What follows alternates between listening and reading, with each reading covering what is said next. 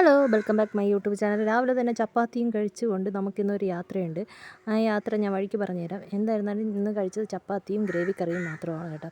ഇത് ഗ്രേവി കറിയാണ്. അടുത്തത് നമ്മുടെ മുല്ലയിൽ കുറേ മുല്ലപ്പൂവൊക്കെ വന്നിട്ടുണ്ടായിരുന്നു. അതിനെ പറിച്ച് കെട്ടാനുള്ള ബത്തപ്പാടാണ്. കാരണം മുല്ലപ്പൂവൊക്കെ വെച്ചിട്ടാണ് നമ്മളിത് പോകാൻ പോകുന്നത്. അല്ലാത്ത ദിവസങ്ങളിൽ എങ്ങോട്ട് പോകാത്തതുകൊണ്ട് ഇന്നൊരു സ്പെഷ്യൽ ഡേ ആണ്. അങ്ങനെ തുണിയൊക്കെ എടുത്ത് വെച്ച് സെറ്റായി. അങ്ങനെ കുഞ്ഞിനെ റെഡിയാക്കിയതാ അവളിതാ കളിച്ചുകൊണ്ടിരിക്കുകയാണ്. നേരെ നമുക്ക് അവളുടെ ഫോൺ കോൾ വന്നിട്ടുണ്ടായിരുന്നു. നമുക്ക് നേരെ റെസ്റ്റോറൻറ്റിൽ പോവാം. ഇത് വേറെ എവിടെയല്ല, നമ്മുടെ കുഴിമന്തി, ഇന്ത്യൻ അറബിക് ചൈനീസായ റെസ്റ്റോറൻ്റായ കുഴിമന്തി, സീ ഫുഡൊക്കെ ഉണ്ടാവും. എനിക്കാവും നമ്മൾ സീ ഫുഡ് ഓർഡർ ചെയ്തിട്ടില്ല. അവിടെ പോയി ജസ്റ്റ് പോയിരുന്ന് കുറേ സമയം ഇങ്ങനെ ഡിസ്കസ് ചെയ്ത് ഞാൻ പറഞ്ഞു ചിക്കൻ ബിരിയാണി, അപ്പോൾ ചേട്ടനും പറഞ്ഞു ചിക്കൻ ബിരിയാണി, അവളും പറഞ്ഞു ചിക്കൻ ബിരിയാണി. അങ്ങനെ ഞങ്ങൾ രണ്ടുപേരും ഒരു ചിക്കൻ ബിരിയാണിയാണ് കഴിക്കുന്നത്. കാരണം ക്വാണ്ടിറ്റി കൂടുതലാണെന്ന് ഞാൻ വിചാരിച്ചു, പക്ഷേ ക്വാണ്ടിറ്റി കുറവായിരുന്നു. നമ്മുടെ അങ്ങനെ വെയിറ്റ് ചെയ്തിരുന്നു. അവിടുത്തെ ഭംഗിയും കാര്യങ്ങളൊക്കെ ഇങ്ങനെ ആസ്വദിച്ച് കൊള്ളായിരുന്നു. നല്ലൊരു റെസ്റ്റോറൻ്റാണ്. നല്ലൊരു ഫുഡ് കഴിക്കാനും ഫാമിലിയായിട്ട് വന്നിരിക്കുവാനും പറ്റിയ ഒരു സ്പോട്ടാണ് കേട്ടോ. കാരണം വേണത് പഞ്ചമൂട് ജംഗ്ഷനിലടുത്താണ് ഈ കുഴിമന്തി സ്പോട്ട് വേണത്. കുഴിമന്തിയാണ് ഇവിടെ സ്പെഷ്യാലിറ്റി. പക്ഷേ എല്ലാ പ്രാവശ്യം പോകുമ്പോൾ ഞാൻ കുഴിമന്തിയാണ് കഴിച്ചിട്ടുള്ളത്. പക്ഷേ ഈ പ്രാവശ്യം ഞങ്ങൾ മാറ്റി പിടിച്ചു, ചിക്കൻ ബിരിയാണിയാക്കി. അങ്ങനെ നമ്മുടെ ചൈനക്കാർ പിള്ളേർ വന്ന് സെർവ് ചെയ്തിട്ടുണ്ടായിരുന്നു. ചിക്കൻ ബിരിയാണി വന്ന്, അച്ചാറ്, പപ്പടം, സാലഡ് ഇതും കൂടെ വന്നിട്ടുണ്ടായിരുന്നു.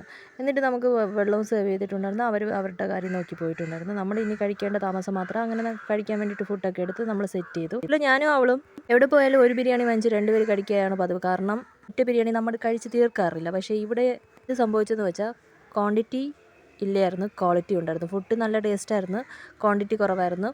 എനിക്ക് കഴിച്ചത് മതിയായില്ല, എന്നാലും ഞാൻ കഴിച്ചിട്ട് വന്നു. ബിരിയാണി ടേസ്റ്റ് വൈസ് നൈസായിരുന്നു, സൂപ്പറായിരുന്നു. നല്ല രുചിയും കാര്യങ്ങളൊക്കെ ഉണ്ടായിരുന്നു.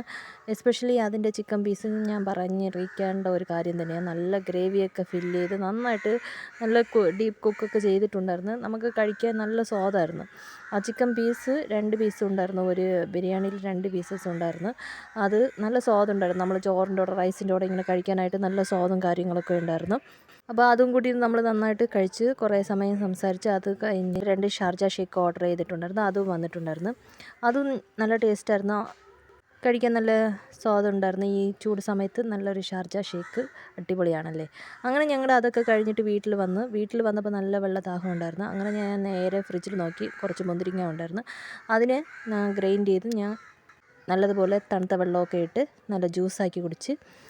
വെയിലത്ത് വന്നതുകൊണ്ട് ഈ മുന്തിരി ജ്യൂസ് കുടിച്ചപ്പോൾ നല്ലൊരു ആശ്വാസം ഉണ്ടായിരുന്നു. അടിപൊളി സെറ്റ് ജ്യൂസായിരുന്നു കേട്ടോ. നല്ല മധുരമൊക്കെ ഇട്ട് അടിപൊളിയായിട്ട് നല്ല തണുത്ത വെള്ളമൊക്കെ ഒഴിച്ച് നമ്മൾ മുന്തിരി ജ്യൂസൊക്കെ കുടിച്ചിട്ടുണ്ടായിരുന്നു കേട്ടോ.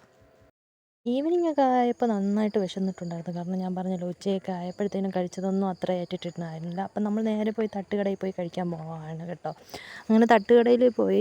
അപ്പോൾ റോഡ് സൈഡാണ് കേട്ടോ, നല്ലൊരു ആംബിയറാണ് കാണാൻ. അങ്ങനെ നമുക്ക് ആവശ്യമുള്ളതെല്ലാം നമ്മൾ ഓർഡർ ചെയ്തിട്ടുണ്ടായിരുന്നു. ദോശ, ഓംപ്ലേറ്റ്, ഗ്രേവി കറി. പിന്നെ ഗ്രേവി ഞാൻ ചിക്കൻ എടുത്തിട്ടുണ്ടായിരുന്നു, ഗ്രേവി കറിയാണ് എടുത്തത്. ചിക്കൻ ഇപ്പോൾ അധികം കഴിക്കാറില്ല. അങ്ങനെ നമ്മൾ അതെല്ലാം ഓർഡർ ചെയ്ത് കഴിച്ച്. പിന്നെ നമ്മുടെ ഇനി ഒരു കാര്യം കൂടെ ഉണ്ട്. അതിന് മുമ്പ് നമ്മളൊരു പൈനാപ്പിൾ ജ്യൂസും കൂടെ കുടിച്ചിട്ട് നേരെ ഇനി പോകണം. 2 കാര്യങ്ങളുണ്ടായിരുന്നു. അപ്പോൾ 2 കാര്യങ്ങൾ ചെയ്ത് തീർക്കേണ്ട ഒരാവശ്യം ഉണ്ടായിരുന്നു. ഒന്ന്, നമ്മുടെ തയ്യക്കടയിൽ ഞങ്ങളുടെ ഡ്രസ്സൊക്കെ സ്റ്റിച്ച് ചെയ്യാൻ വേണ്ടിയിട്ട് കൊടുത്തിട്ടുണ്ടായിരുന്നു. അത് മേടിക്കണമായിരുന്നു. അത് ഇമ്പോർട്ടൻ്റ് ആയിട്ടുള്ള ഒരു കാര്യമാണ്. കാരണം നമുക്ക് പെൻഷനൊക്കെ വരെയില്ലേ, അപ്പോൾ അതിനിടേണ്ട തുണി അവിടെയാണ് കൊടുത്തിട്ടുണ്ടായിരുന്നത്. അത് മേടിക്കണം. രണ്ടാമത്, നമ്മുടെ അനിയത്തിയുടെ വീട്ടിലോട്ട് പോകണം.